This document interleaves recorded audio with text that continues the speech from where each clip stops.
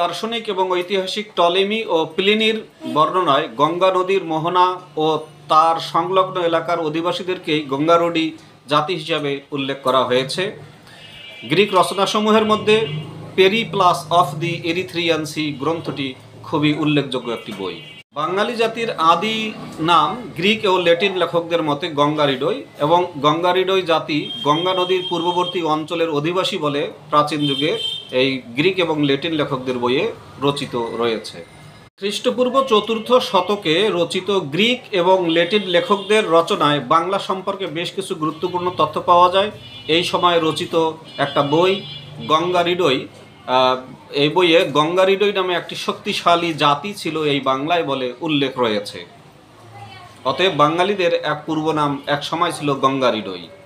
তিব্বতের ঐতিহাসিক লামা তারানাথের রচিত একটি গ্রন্থ ভারতে বৌদ্ধ ধর্মের ইতিহাস। এই গ্রন্থে পাল বংশের উত্থান পতন সহ প্রাচীন বাংলার বেশ কিছু উপকরণ পাওয়া যায়। অতএব ভারতের বৌদ্ধ ধর্মের ইতিহাস একটি খুবই মূল্যবান গ্রন্থ।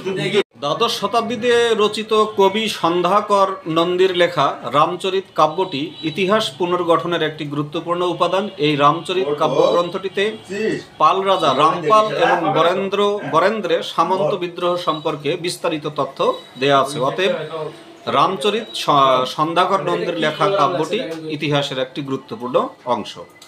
নবম এবং দশম শতাব্দীতে রচিত একটি গ্রন্থ যার নাম হলো আর্য মঞ্জুশ্রী মূল কল্প গ্রন্থ।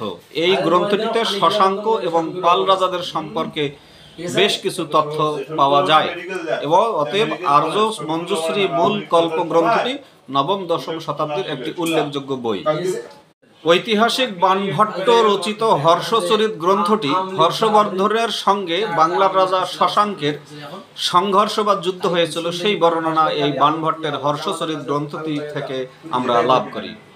মহাকবি কালিদাস রচিত রঘুবংশ কাব্যটি সমুদ্রগুপ্তের দিগ্বিজয়ের বর্ণনা হতে প্রাচীন বাংলার একটি চিত্র পাওয়া যায়। অতএব মহাকবি কালিদাসের এই রঘুবংশ কাব্যটি খুবই উল্লেখযোগ্য একটি গ্রন্থ।